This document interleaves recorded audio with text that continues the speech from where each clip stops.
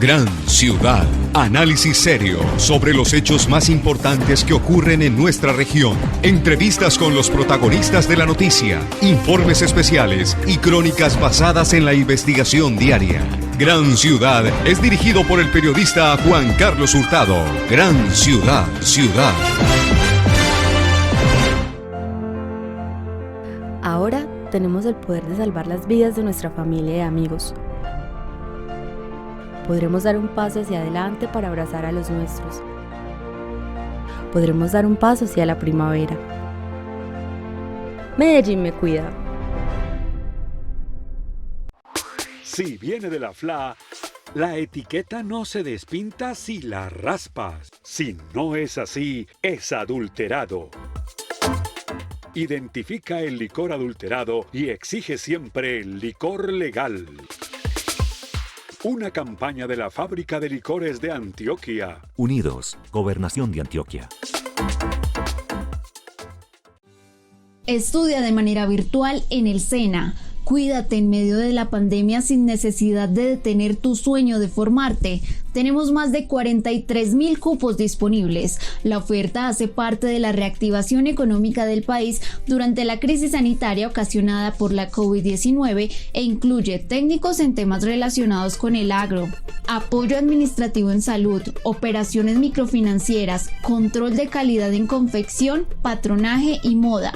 Tecnólogos en análisis y desarrollo de sistemas, logística, mercados, negocios y producción multimedia, y especializaciones tecnológicas relacionadas con diagnóstico organizacional, proyectos turísticos, asistencia técnica agropecuaria, planes comerciales, logística, marketing y negocios online. Los aspirantes deben inscribirse del 23 de junio al 2 de julio en www.senasofiaplus.edu.co.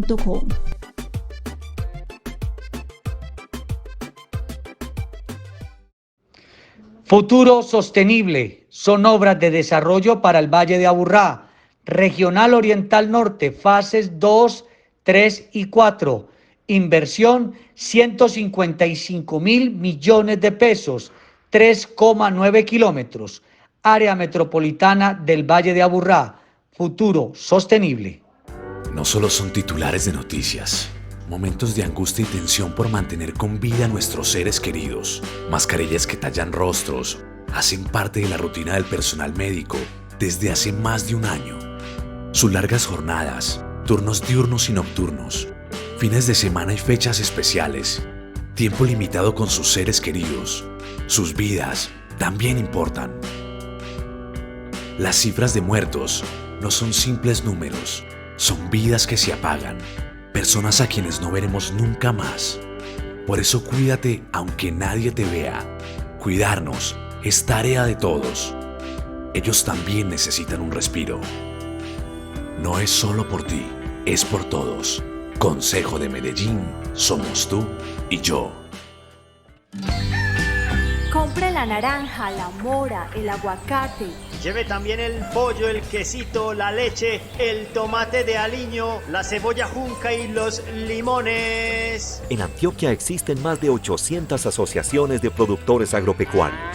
Ellos conocen el campo, lo trabajan y lo cuidan cada día para que los alimentos lleguen a nuestra mesa. Apoyemos a nuestros campesinos.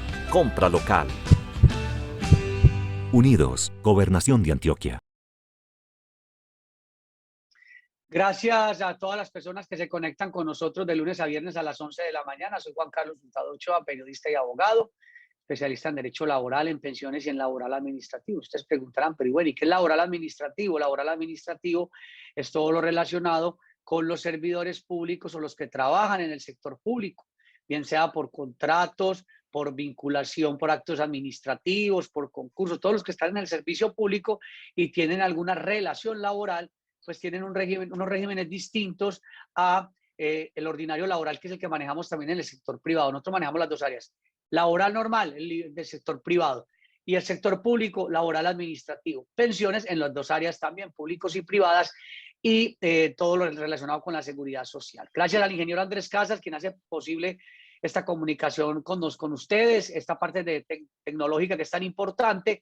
Y ya saben que cualquier inquietud de materia jurídica, porque nos escribe mucho, Pues los teléfonos aparecen en pantalla, 444-5314, 301-786-9136. Nos saluda ya también Esteban Molina, nos dice que más Juan. Cristian Álvarez también nos saluda después de este puente festivo.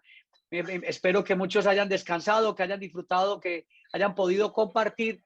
Y bueno, ya estamos a esta hora de la mañana con un invitado especial porque hay varios temas para tratar. Se trata del abogado Andrés Fernando Mesa Valencia. Doctor Andrés Fernando, buenos días.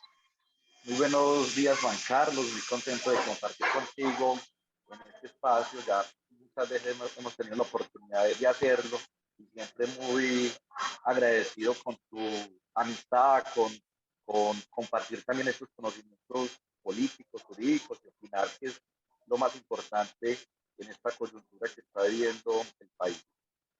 Con usted se puede hablar de todo un poco. ¿Por qué razón? Porque usted es abogado. Publicó un libro que habla sobre la confianza legítima, que es importantísimo porque habla de esos derechos adquiridos que se van dando a través, la costumbre, para los que no saben de derecho no importa porque ahí todos aprendemos, la costumbre hace derecho. ¿Cómo así? Claro, cuando hay unas situaciones que se van de manera repetida y con el tiempo van generando unos derechos y esa costumbre se vuelve derecho. Y usted ha hablado muchas veces de la confianza legítima, hasta escribió un libro donde dice, si hay un vendedor estacionario que lleva 20 años en el Parque Berrío vendiendo frutas, usted no le puede decir el día de mañana, se vaya aquí, porque le va a decir, no, qué pena, si usted en 20 años me permitió estar aquí, usted ya me está dando a mí un derecho adquirido, una confianza legítima, porque usted nunca me movió de acá. O si me va a mover, garantice en un lugar donde yo pueda desarrollar mi actividad. Entonces vamos a hablar de ese tema. También usted muy probablemente va a ser diputado en los próximos meses por la renuncia de unos diputados que tienen otras aspiraciones. También usted es asesor de la Secretaría de Salud de Medellín. Ahí hay también un tema importante porque ayer el alcalde el fin de semana estaba diciendo que ya están aplicando otras vacunas, las de una sola dosis, y que no es cierto que estén faltando dosis, que ya estamos recuperando pues esa jornada. Y también hay otro tema que es, estamos cumpliendo 30 años con la Constitución colombiana. Muchos dicen que hay que cambiarla, no, hay que aplicar la que tenemos. Dejemos de estar cambiándolo todo, que es el problema, que aquí todo hay que cambiar. Entonces empecemos por ahí, confianza legítima. ¿Para qué sirve? ¿Con qué se come? ¿Quiénes pueden acudir a ella, doctor Andrés Fernando? Bueno, la confianza legítima, como usted expuso demasiado bien, Juan Carlos, protege las expectativas legítimas. Es decir, que un ciudadano, un particular, en un caso eventual donde se le ha creado unas expectativas frente a un negocio, frente a una situación jurídica, el Estado, por medio de los operadores jurídicos, no puede llegar repentinamente y alterarle esa situación, ¿cierto? Que previamente se había ido consolidando con el paso del tiempo. Entonces lo expuso muy bien en el caso de los vendedores estacionarios o informales o las ventas informales de una persona que lleva 1 año, 2 años, 10 años, 20 años ocupando un espacio público, usufructuándolo, y repentinamente llega el Estado por medio de sus operadores jurídicos y lo retira. Entonces ahí la Corte Constitucional, la doctrina han protegido esas expectativas legítimas que tiene este ciudadano bajo el amparo del principio constitucional, artículo 83, de la buena fe. La buena fe, digamos que es el principio motor que ampara la confianza legítima, igualmente la seguridad jurídica, porque yo creo que si tenemos una relación jurídica que se consolida, como usted decía, con la costumbre o el paso del tiempo, no puede llegar repentinamente, intempestivamente, las autoridades administrativas, judiciales, a cambiar esa relación jurídica que ya se había consolidado y esas expectativas. Entonces lo que hace el juez constitucional es proteger esa confianza que deposita el ciudadano en esas actuaciones. ¿Por qué? Porque el Estado lo había tolerado. También se ha visto recurrentemente con la minería artesanal o la que se llama también minería tradicional, que el Estado ha ido cambiando las reglas de juego, ocasionando grandes pérdidas económicas para los mineros ancestrales o tradicionales, y por eso a ellos también se les ha protegido la confianza legítima. Bueno, ingeniero Andrés Casas, yo no sé si le estamos escuchando bien al doctor Andrés Fernando Mesa Valencia, le escucho como ahí no sé si lo escuchamos bien, ingeniero, denos por favor reporte, a ver si podemos cuadrar mejor la entrevista. ¿Usted qué me dice, ingeniero? Pero entonces le decimos que se quite los audífonos y hable con el computador abierto, ¿qué hacemos? Intentamos sin los audífonos, a ver. Quítese los audífonos y me habla, doctor Andrés Fernando. Ahí me escuchan Hábleme mejor. ahora sí. Mejor escuchan mil veces, Listo, mejor perfecto. 1000 veces. Listo, Listo. entonces decíamos, confianza legítima es que no es que esté, digamos, ahí taxativamente, sino que se crea en la medida de unas costumbres y de unas situaciones que con el tiempo uno dice, un momentico, si yo llevo trabajando 5 años acá, si yo llevo 7 años acá, usted tiene que garantizarme a mí un derecho. Y entonces uno habla de la confianza legítima, ya eso se ha desarrollado jurisprudencialmente. Ahora que hablamos de 30 años de la Constitución, mire que eso sirve para algo. La Constitución no está servido para algo, pero no, ese tema nunca se hubiera tratado.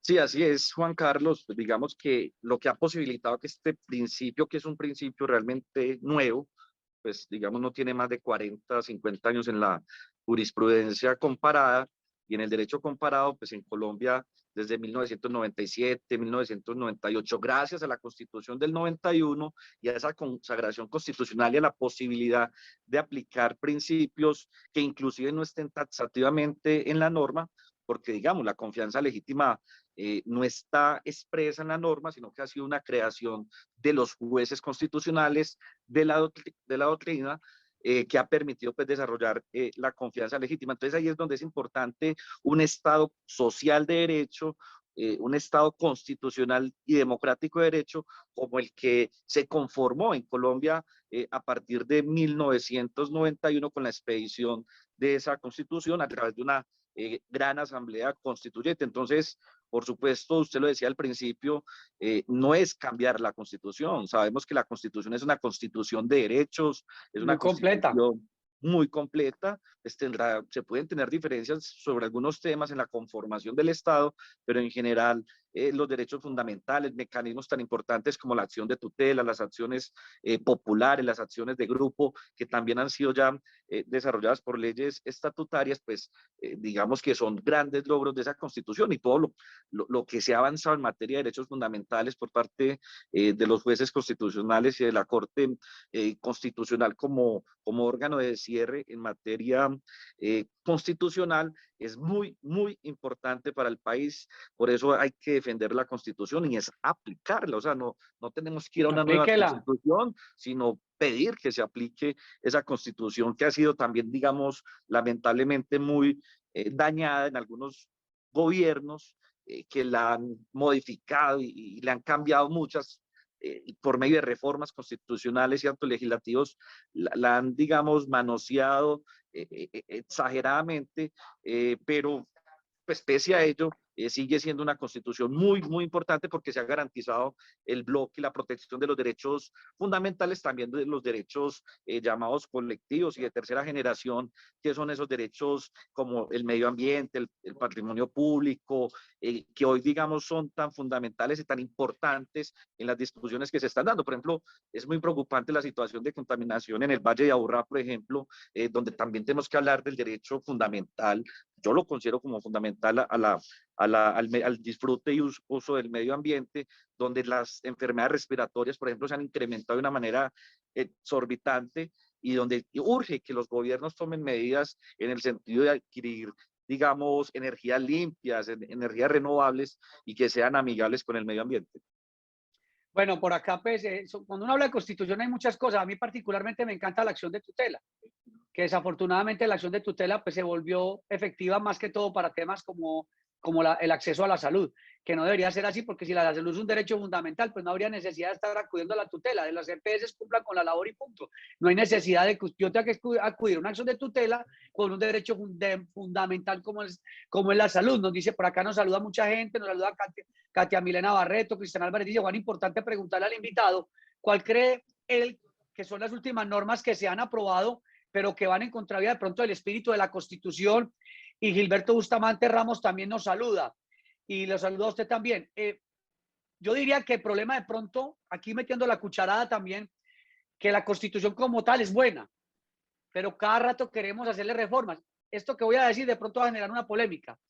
Por ejemplo, que cuando queremos cambiar y que no, que la reelección presidencial, entonces vamos a reformar la Constitución.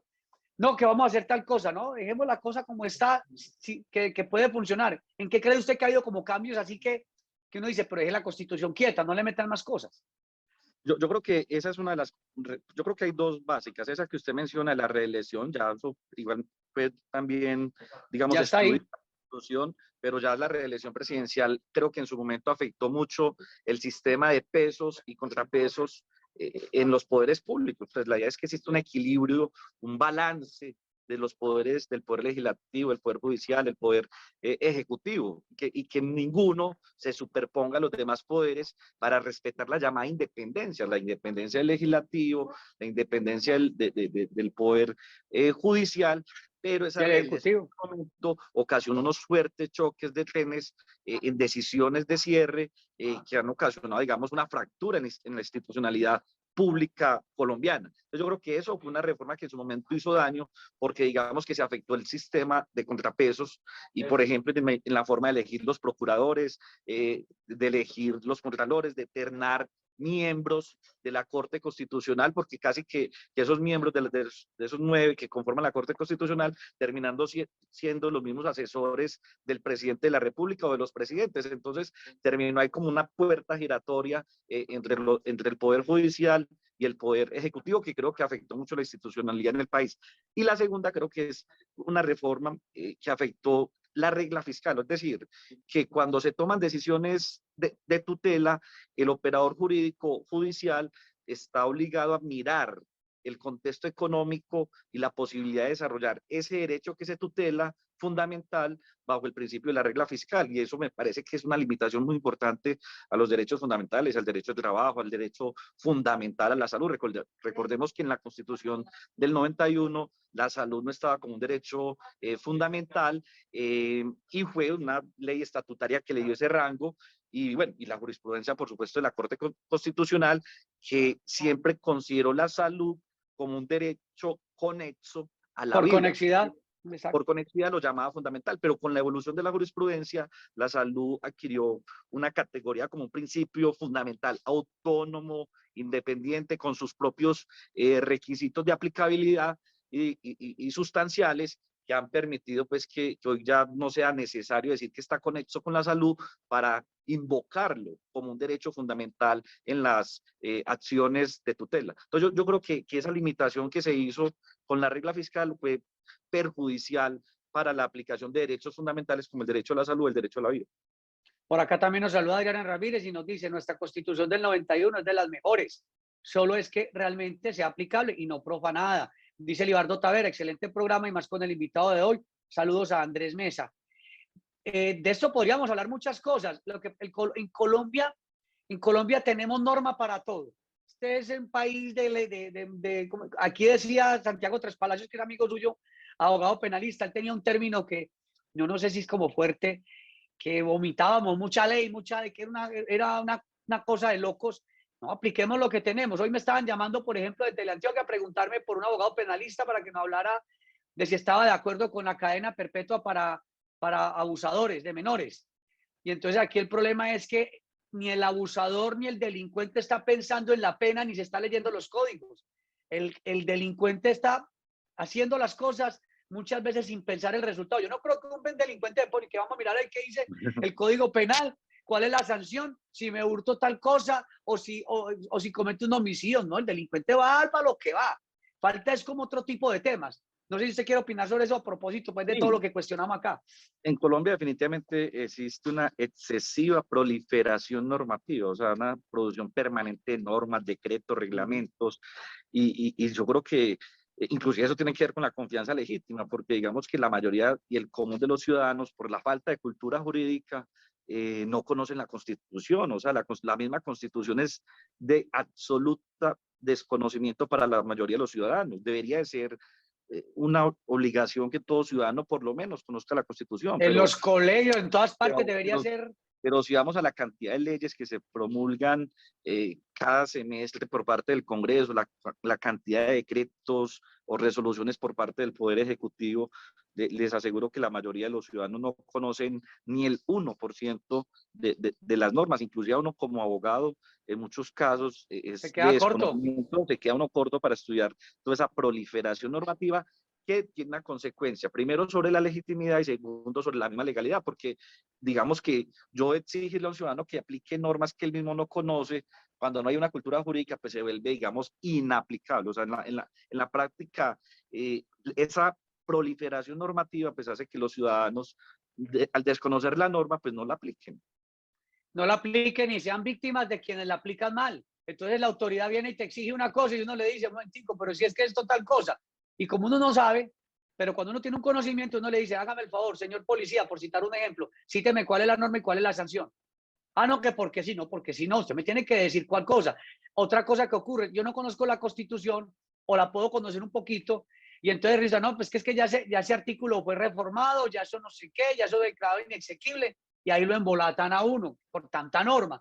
No es que la Constitución me decía esto, sí, pero recuerde que es que salió una ley estatutaria que reformó eso, entonces la gente queda enredada, entonces cuando usted va a pedir un servicio de salud, cuando usted está en la calle, cuando le vulneran muchos derechos, la gente no se da por enterada, porque uno no está como con eso en la calle. La Constitución no la debería, mejor dicho, meter por los ojos a todos los ciudadanos. Pero yo digo que la gente debería estudiar derecho ya por cultura general, si lo pudieran hacer, o al menos que hubiera una carrera técnica en derecho como una de 2 añitos para el que quiera darse un repaso normativo, porque aquí violentan las normas todos los días. Sí, por lo menos sería muy importante recuperar las clases de constitución y de convivencia. Yo creo que esos que son los aspectos básicos para reconstruir el pacto social que existe en la comunidad, pues sería fundamental que desde la escuela, el colegio, la universidad, existiera la obligatoriedad de formar en la Constitución, pero no como materias de relleno, sino, digamos, con un contenido que nos ayude a ser mejores ciudadanos, a ser ciudadanos comprometidos con la aplicación de la Constitución, que se nos enseñe a cómo hacer exigibles esos derechos que están ahí, que muchas veces por desconocimiento no se alegan, no se defienden, y eso sería un paso fundamental para que la sociedad colombiana, digamos, quiera más su constitución y pues podamos ser un poco más avanzados en la cultura jurídica. Bueno, ya hablamos un poquito del tema normativo. Pasemos a otra área que usted ha sido asesor de salud de la Secretaría de Salud de Medellín. Muy duro ese tema. ¿Qué ha pasado? El tema de vacunación. ¿Se ha logrado las expectativas? Que faltaban unas dosis, que llegaron otras, que ahora está la de Janssen, en la que están aplicando desde hoy. Sí, digamos que, a ver, sobre este tema, pues la primera invitación es a que las personas se vacunen. Pues ya en estos momentos se están vacunando personas mayores de 40 años con solo presentar su documento de identidad, y personas desde los 12 años, jóvenes, niños desde los 12 años hasta la edad que sea, con su documento de identidad, y si tienen pues comorbilidades de 12 años en adelante, con comorbilidades, con una debida certificación médica que acredite pues que la persona de 12 años en adelante tiene pues la comorbilidad, y mayores de 40 años no necesitan la certificación, simplemente con presentar el documento de identidad. Entonces la primera invitación es a que se vacunen con cualquiera de las vacunas. Es efectiva, por lo menos contribuyen casi en un 100% a disminuyen la letalidad o la enfermedad grave del COVID, que eso es lo más importante, es decir, el ingreso a UCI de una persona que se haya vacunado con el esquema completo, o sea, las 2 dosis, en el caso de AstraZeneca, Sinovac y Pfizer, y de una sola dosis con la vacuna de Johnson. Con eso ya pues, por lo menos garantizan, no que no les dé COVID, en eso hay que ser muy claro. O sea, el COVID sí le puede dar a una persona que esté vacunada con el esquema completo, porque ahorita han salido algunos medios. ¿Y qué tanto ha pasado con eso? ¿Qué sí, tanto por eso ha pasado? No puede pasar que una persona con el esquema completo se enferme de COVID, pero digamos que va a no lo agarra tan duro. Sí, no, los síntomas van a ser simplemente leves o no, con seguridad no va a terminar en una UCI, salvo que tenga otras comorbilidades, otras enfermedades de base que sí lo lleven a terminar en una UCI. Pero digamos que Medellín está avanzando muy bien en vacunación. Pues ha habido problemas, pues digamos con la llegada de vacunas, porque todo esto no depende ni del municipio ni del gobierno departamental, sino del gobierno nacional, que es el que hace la distribución de las vacunas en las entidades territoriales. Lo que hace el municipio, que además es muy bueno, les cuento por ejemplo que más del 50% de las vacunas que se aplican hoy en Medellín las aplica Metrosalud y la Secretaría de Salud. O sea, aquí hay un muy buen trabajo, tanto el sector privado, pero también hay que reconocer la buena labor que está haciendo el sector público con los puestos masivos. Este fin de semana, con el liderazgo de la Secretaría de Salud, se fue a vacunar en la minorista, por ejemplo, porque faltaban muchas personas en la minorista, y eso va a garantizar que estas personas que son de escasos recursos puedan acceder a la vacuna. Igualmente estamos buscando en la ciudad los sitios donde menos personas se están vacunando para llevar brigadas de vacunación y digamos, masificar la vacunación. Créanme que lo más importante ahora es vacunarse, no a caer en esos mitos de que eso le van a inyectar a uno un chip, Que un chip, para no hombre, ¿cuál chip? controlarlo, o que uno se muere con la vacuna. No, realmente la vacuna es lo mejor, colocársela. Es un tema de responsabilidad no solo con su propia vida, sino con la vida de las familias. Hoy las personas que más se están enfermando de COVID son las personas de los 20 a los 40 años. Y son personas que, pues, por estar ahorita en una apertura económica, de buscar una recuperación económica, no se pueden perder las normas del autocuidado, de usar el tapabocas, de mantener el distanciamiento físico, de lavarse las manos permanentemente con alcohol. Eso es lo mismo, ¿cierto? Una responsabilidad con la sociedad. Pero hoy la principal responsabilidad es vacunarse. Por acá nos saluda Carlos Irala Costa y también al principio que estábamos hablando en el programa de la Constitución, dice que para mí la Constitución más joven y ordenada porque hay mucho alivio como país, pero siguen las violaciones a varios derechos como la inclusión para las personas con discapacidad. Carlos Irala Costa es una persona que tiene una situación de discapacidad, él es autista, pero sin embargo, yo digo, personas en situación de discapacidad, no incapaces, porque él desarrolla actividades, estudia, trabaja, hace muchas cosas, pero siempre está muy pendiente de esto. Entonces, siguiendo con tema de vacunación, yo veo también muy integrado a Confama, a las EPS, o sea, todo el mundo se metió en la película, como se dice, y la idea, yo le digo la verdad, yo pensé que iba a ser más lenta la vacunación. Cuando esto arrancó, que no, que febrero y que no llegaban, que sí, yo no, pues aquí vamos a durar quién sabe cuánto tiempo, y sí se ha vacunado ya mucha gente. Diríamos que más de la mitad de la población de Medellín, ¿o no? Sí, ya Medellín está llegando a más de 1.100.000, 1.200.000 vacunas puestas. Realmente se está haciendo una gran labor y se espera que se intensifique en este mes de julio y agosto, buscando llegar a lo que se denomina la inmunidad de rebaño, que significaría vacunar más o menos el 75% de la población con un esquema completo, lo que ya, digamos, posibilitaría una apertura que ya se está dando en las ciudades, que ya la ciudad viene en ese proceso de recuperación, y poco a poco se van a ir pudiendo celebrar eventos de ciudad, en la medida en que avancemos en vacunación, o sea, mayor vacunación, va a ser mayor la apertura económica, porque yo creo que esa es la segunda tarea de los gobiernos nacional, departamental y municipal, y es buscar recuperar la economía, porque son muchas las personas que perdieron su empleo, que cerraron empresas. Necesitamos apuntarle a estrategias eficaces para la recuperación del empleo y la recuperación de la empresa. Pues yo creo que eso es fundamental en lo que viene. Claro, nos sigue saludando más gente. Ernesto Sierra, abogado especialista en temas de tránsito. Pablo Londoño nos dice, hombre, la colombianada típica, que nos van a poner un chip. A mí que me pongan, ojalá, un chip de Excel avanzado en inglés fluido. Sí, a mí también, que me pongan uno con 5 idiomas. Ah, sí, pero ¿sí o no? Por lo menos yo no he visto a nadie que le hayan salido, pues, cuernos o pelos en la frente, cosas raras. Yo no he visto todavía nada con la vacunación. No, la invitación es a Juan Carlos, a vacunarse con cualquier... eso no es que vaya uno y escoja la marca, no. Todas las vacunas que se están aplicando son efectivas frente a la enfermedad grave de COVID, es decir, que evitan el ingreso a una UCI, eso es muy, muy importante. Y pues, nos va a permitir hacer una apertura económica y pues para recuperar esto, porque también viene un tema muy importante ahora hacia el que se tienen que enfocar las políticas públicas y el tema de salud mental, porque se ha evidenciado mucho cómo el COVID y la pandemia han afectado y afectan a las personas con temas de salud mental. Entonces ahorita hay que avanzar también en eso, en mejorar la atención en salud mental, y yo creo que en eso tenemos que estar como juntos y buscar soluciones para esas problemáticas tan graves. Me preguntan, ¿y si no tengo EPS, cómo me vacuno? La población pobre no hace, pues, que se llama PPNA, pueden, pues, siempre y cuando cumplan los requisitos. Si es mayor de 12 años, hasta los 40, pues, que tenga comorbilidades. Se puede acercar a cualquier puesto de Metrosalud y ahí se identifica sin EPS y lo vacunan.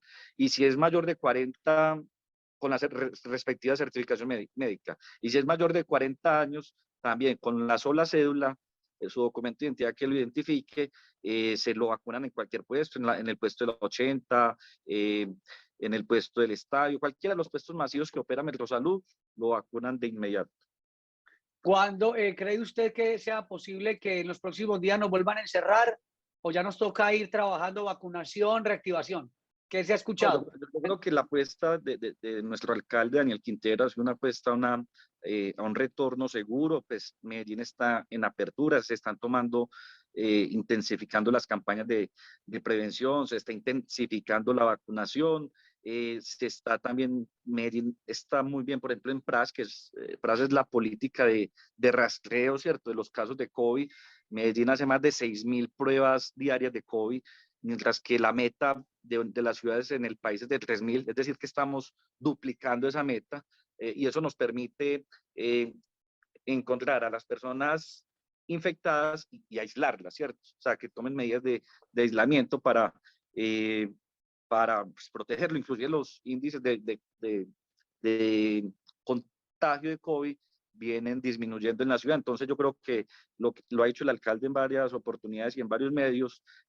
Por ahora no se piensa en medidas de cierre, no se piensa en medidas de pico y cédula, no se piensa en medidas del 4-3, pues no. Medellín no está en eso, lo que está es invitando a la ciudadanía a ser responsables con el uso del tapabocas y el distanciamiento físico. Pasemos al tema político. ¿Qué posibilidades hay para que usted llegue a ser diputado? ¿Usted aspiró en el 2019 a la Asamblea? Sí, ¿O el Partido Liberal? Sí, señor. Cuéntenos un poco de eso. El Partido Liberal sacó 5 diputados, siendo la segunda fuerza política más importante en la Asamblea después del Centro Democrático. Actualmente, pues, la bancada integra pues 5 diputados, bueno, 4 diputados y una diputada, la doctora María Eugenia Lopera. Pues por información de los medios de comunicación, pues tenemos entendido que tanto la doctora María Eugenia Lopera como el diputado Luis Carlos Ochoa tienen la intención de aspirar al Congreso de la República, para lo cual tienen para renunciar hasta el mes de noviembre, ¿cierto? Entonces, pues ya esto ha sido pues comunicado en varios medios. Pues María Eugenia hizo un acuerdo con el exdiputado Hernán Torres, que es el que la sigue en votación, es decir, es el 6º en votación, y yo soy el 7º en votación. Entonces, en caso tal que ellos dos renuncien, pues yo ingresaría a la Asamblea con la ayuda de Dios en el mes de noviembre. Pues para mí sería un honor, por supuesto, para eso aspiramos, pues, representar y servir al departamento de Antioquia. Con seguridad lo vamos a hacer muy bien y no vamos a defraudar a nuestros electores, y pues buscaremos acompañar las buenas políticas que tenga la gobernación de Antioquia y presentar, por supuesto, proyectos de ordenanza que vayan en el cumplimiento de los postulados del Partido Liberal, pues porque ese es mi partido, y vamos a llegar a tender puentes de unidad liberal, de acercar a los matices liberales, de mantener el poder en el Congreso de la República en el 2022. Pues yo creo que el partido tiene con qué mantener sus 3 curules de Cámara, inclusive puede subir a una 4ª, y también creería que el partido puede sacar 3 senadores liberales de Antioquia. Pero entonces vamos a organizarnos acá. María Eugenia Lopera es de la línea del senador Julián Bedoya. Así es, de Julián Bedoya y Juan Diego Echavarría. Y Juan Diego Echavarría. Entonces ella aspiraría al Senado o a la Cámara.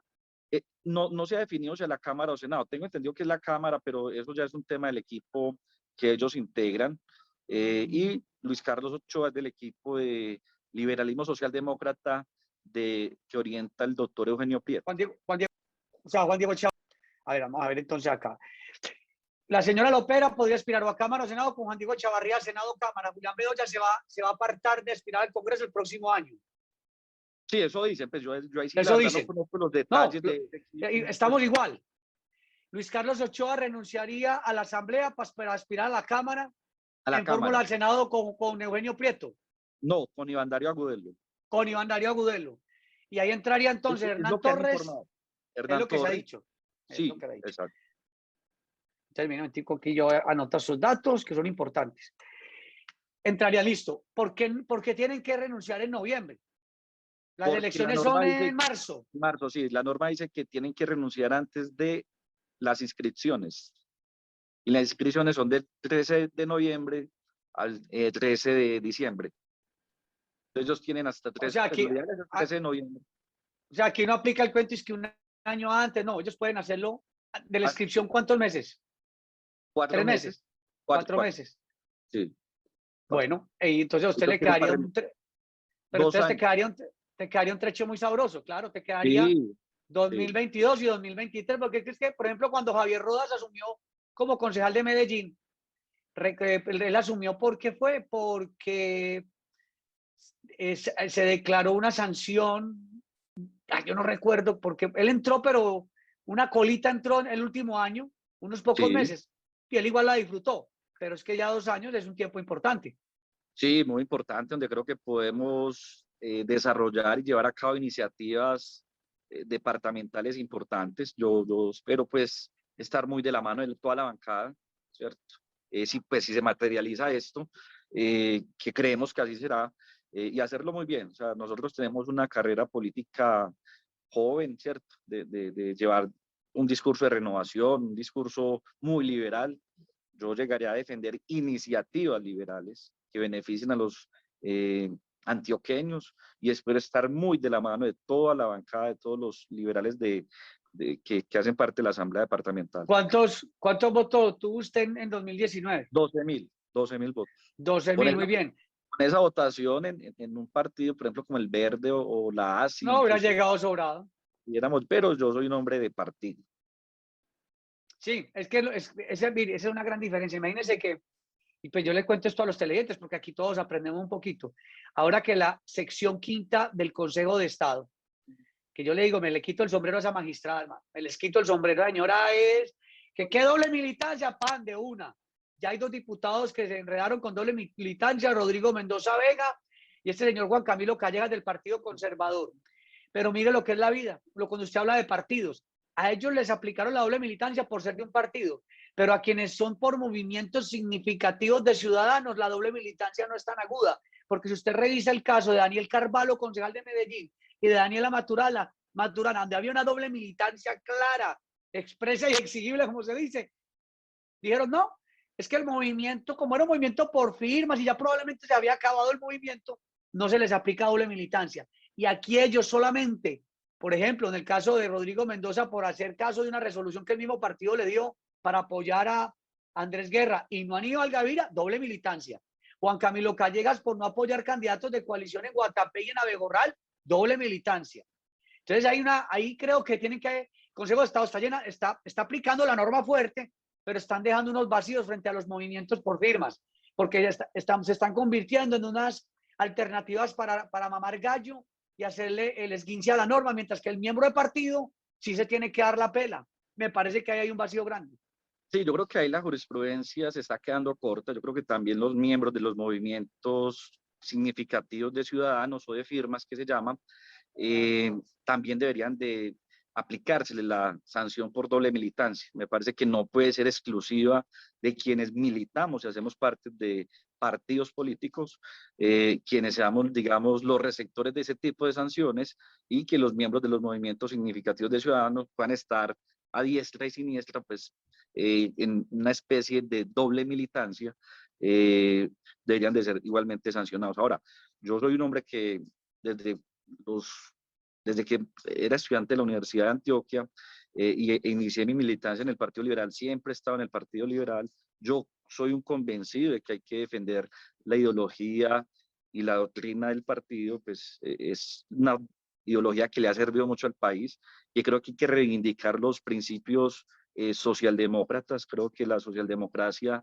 en este momento de crisis que tiene el país, esta crisis social que estamos viviendo, luego de un paro de más de 2 meses y de todo lo que eso refleja sobre el grado de pobreza, la gente hoy tiene menos acceso, por ejemplo, a una alimentación tan digna. O sea, hay más de 20 millones de colombianos que no comen las 3 comidas diarias. Eso es absurdo en un país que claro, es absurdo en su agro, donde definitivamente tenemos que tener unas políticas de seguridad alimentaria y de soberanía alimentaria para que ningún colombiano se acueste sin comer, ningún niño se acueste de comer. Y más allá de cadenas perpetuas, que además me parece que violan la Constitución, yo sería más partidario de que hagamos políticas de cero hambre, o sea, que todos los colombianos tengan su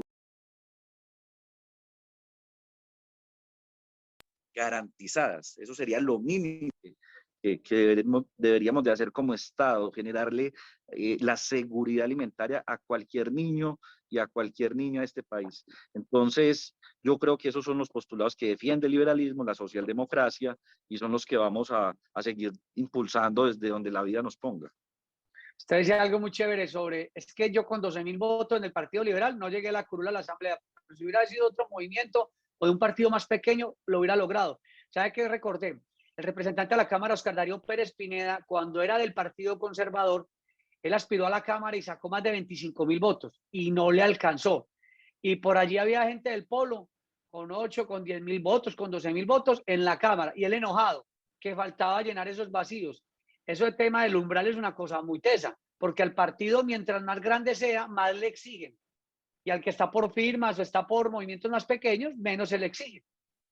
Sí, en la práctica eso se vuelve poco atractivo para los líderes políticos, por ejemplo, un partido liberal, partido conservador, donde usted para ser congresista, representante de la Cámara, tiene que estar pensando en sacar 45, 50.000 votos. En cambio, en partidos como esos de garaje, porque realmente se convierten son en partidos de garaje, solo se necesitan 10, 15, 20.000 votos a lo sumo para llegar a ocupar una curul en el Congreso o en la Asamblea Departamental. Claro que sí.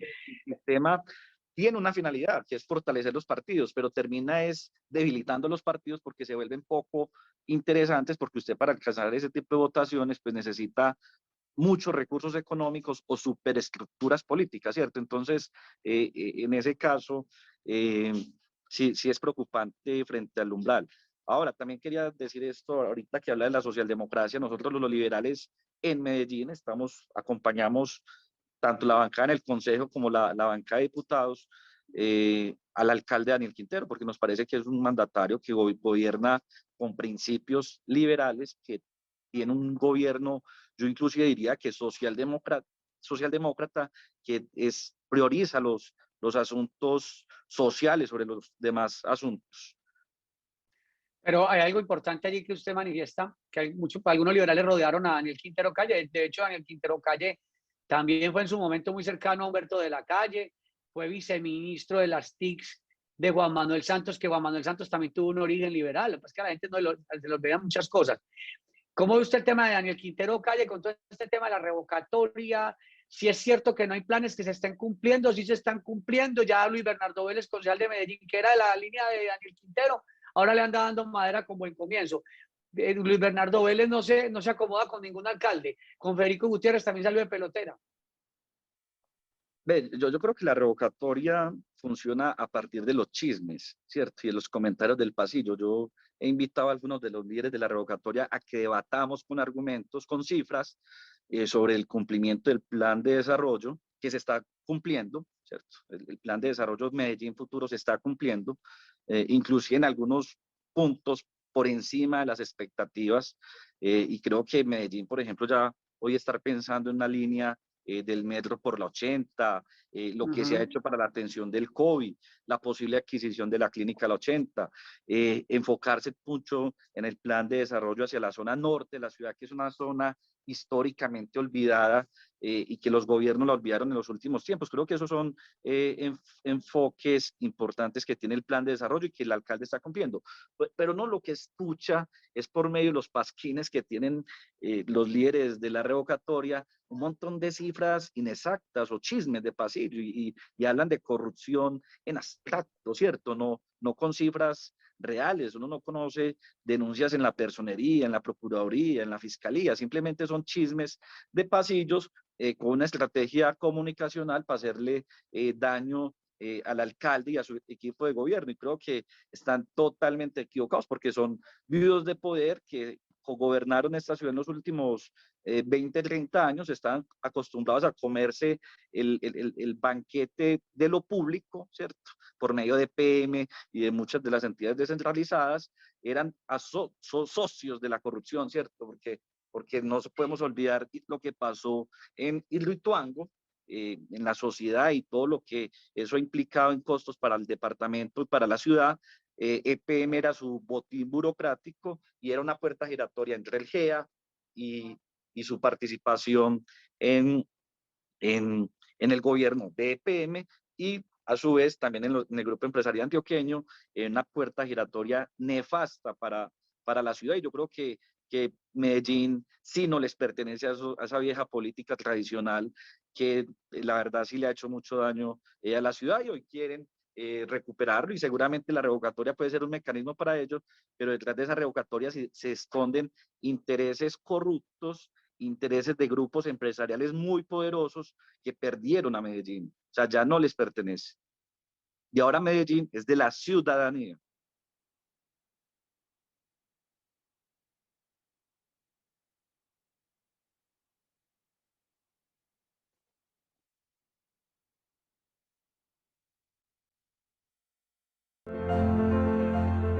Ahora tenemos el poder de salvar las vidas de nuestra familia y amigos. Podremos dar un paso hacia adelante para abrazar a los nuestros. Podremos dar un paso hacia la primavera. Medellín me cuida. Compre la naranja, la mora, el aguacate.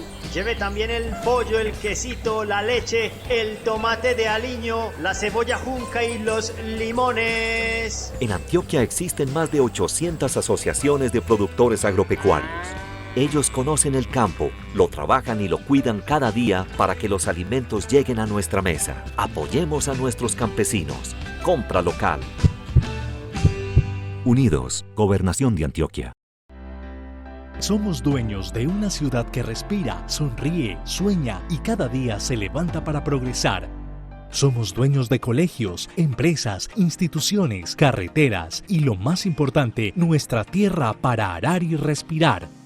Con el control eficiente de los recursos públicos, Medellín es la que gana. Gracias por confiar en nosotros. Control eficiente, ciudad sostenible. Una bombilla puede hacer la diferencia. Con Antioquia LED reduciremos las emisiones de gas carbónico, mejoraremos la percepción de seguridad, generaremos un ahorro energético a los municipios, impulsaremos la conectividad rural y tendremos un departamento más sostenible. Para millones de personas, cambiar un bombillo es algo simple. Para nosotros, representa el futuro.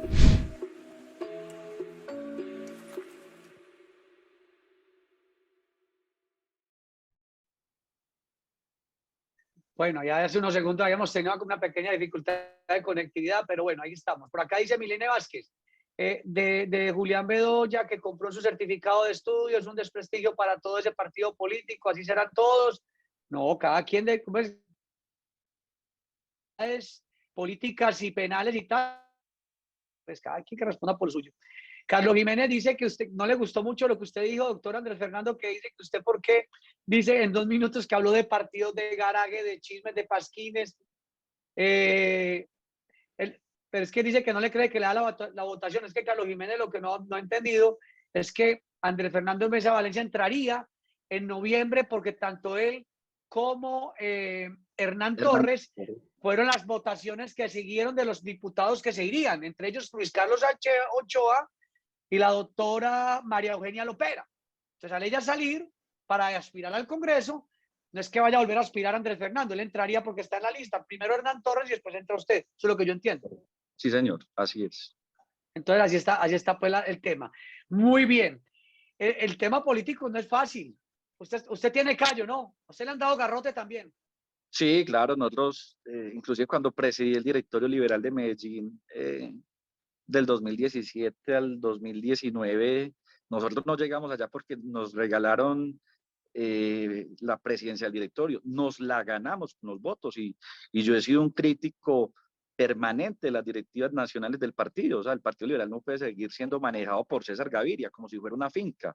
El Partido Liberal necesita renovarse, necesita transformarse y necesita volver a ser el partido de las minorías de Colombia, de las personas más desfavorecidas, no seguir siendo un partido que depende de lo que defina Gaviria, que es bien neoliberal, que es la antítesis del liberalismo, y de sus de sus caprichos, no, el partido hay que democratizarlo, hay que volverlo a sus bases, a la ciudadanía, tiene que ser un partido defensor de los animalistas o de las causas animalistas, tiene que ser un partido defensor del medio ambiente, de la lucha contra el cambio climático, tiene que ser un partido defensor de los derechos humanos, de los derechos sociales, tenemos que reivindicar el cumplimiento del acuerdo de paz, que el acuerdo de paz fue una bandera del liberalismo, pero hoy lo están haciendo totalmente risas, y eso es supremamente grave. El partido tiene que buscar que se implementen los acuerdos de paz y que se lleven a leyes, pero que no solo leyes, sino que también en la práctica exista una voluntad del gobierno nacional de cumplir el acuerdo de paz. Y ese es el liberalismo es un partido para la gente, de la gente, y también implica depurar muchos de sus congresistas, muchos de sus líderes que realmente si están contaminados de corrupción o de prácticas corruptas, pues no merecerían estar en el liberalismo, y el partido tendrá que imponerle sanciones, pues respetando por supuesto el debido proceso. Ni más faltaba que siendo un partido promotor de garantías, pues no le demos pues el debido proceso a los propios militantes, pero yo sí creo que el partido requiere una urgente renovación. Usted el año anterior en plena pandemia tuvo serias diferencias con Alfredo Ramos Maya, que yo lo veo muy callado últimamente. No sé qué le pasó al concejal del Centro Democrático.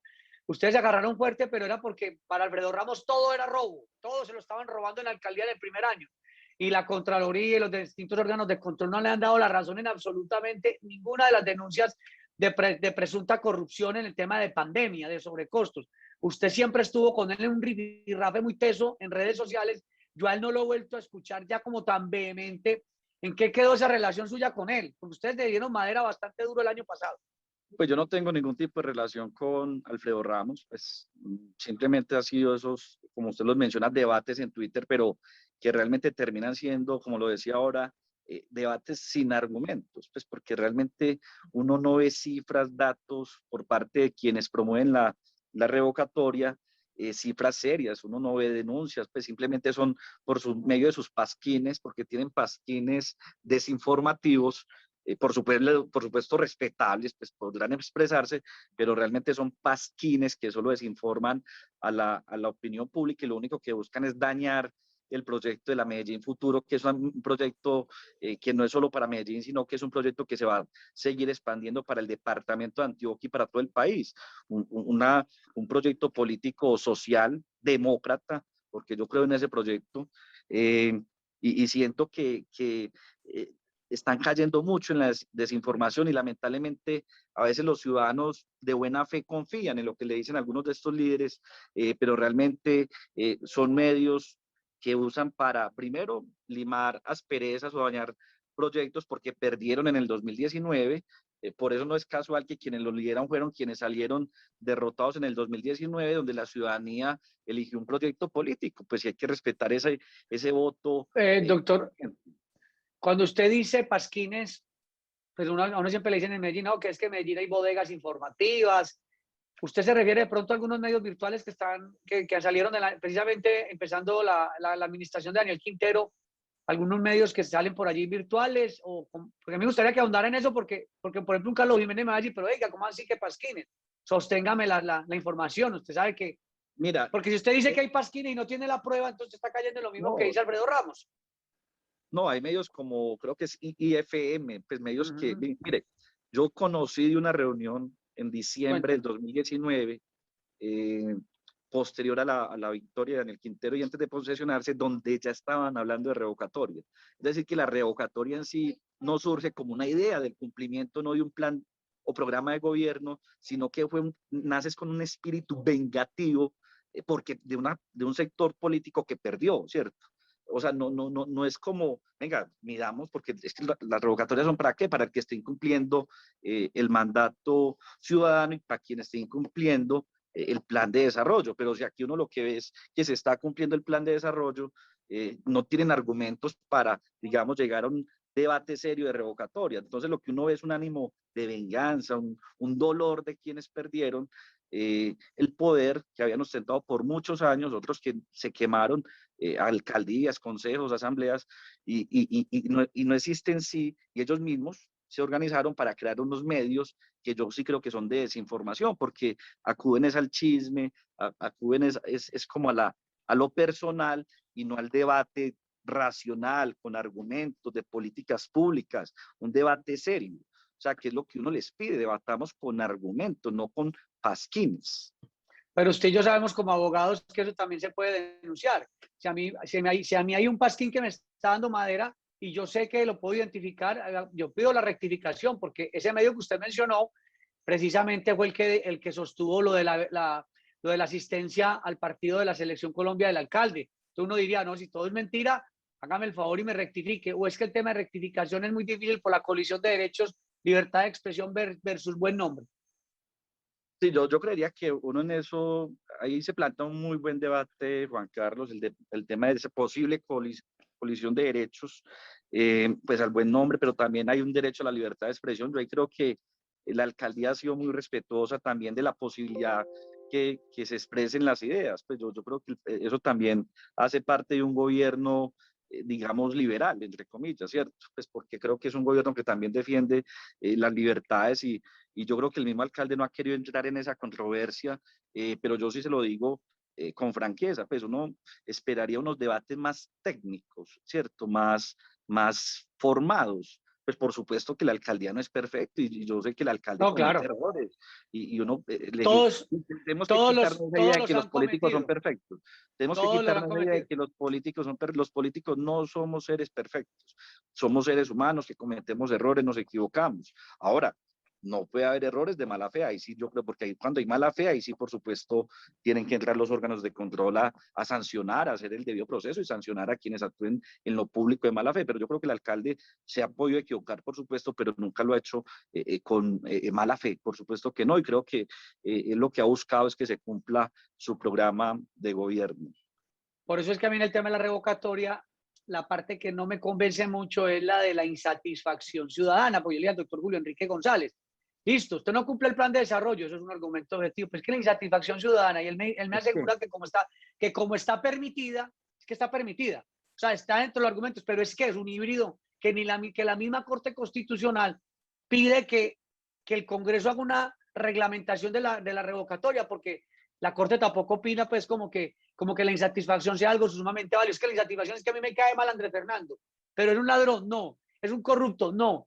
¿Y entonces qué? Por eso tiene que abandonar el cargo, porque me cae mal, porque no me gusta, porque me fastidia, porque no me gusta la forma de hablar. No puede, o sea, tendría que, aunque el doctor Julio Enrique dice que esa insatisfacción tiene que ser objetiva, y la pregunta es, ¿cómo vuelvo yo algo objetivo, algo que es subjetivo porque es de impresión? Es muy jodido ese tema así. A mí me parece muy complicado ese debate. Sí, yo también soy partidario de que ese tema de la revocatoria se tiene que reglamentar de una manera más precisa. Pues el concepto de insatisfacción ciudadana es un concepto muy abierto y totalmente subjetivo.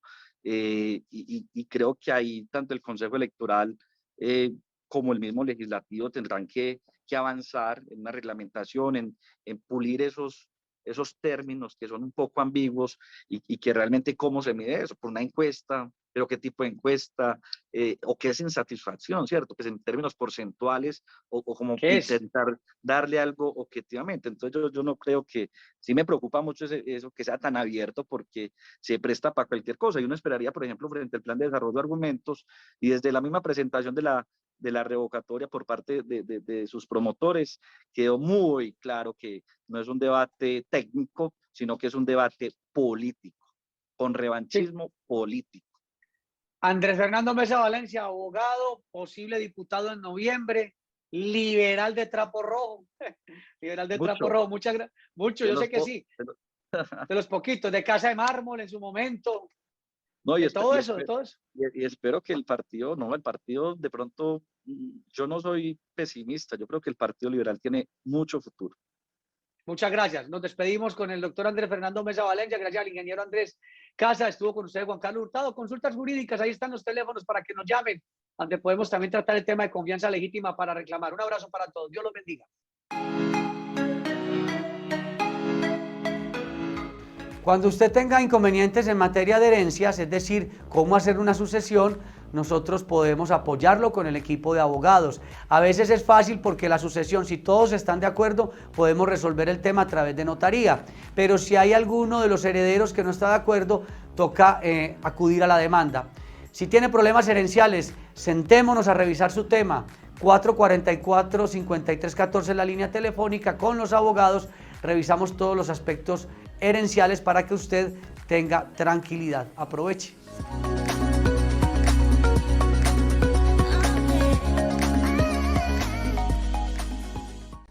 Una bombilla puede hacer la diferencia. Con Antioquia LED reduciremos las emisiones de gas carbónico, mejoraremos la percepción de seguridad, generaremos un ahorro energético a los municipios, impulsaremos la conectividad rural y tendremos un departamento más sostenible. Para millones de personas, cambiar un bombillo es algo simple. Para nosotros, representa el futuro.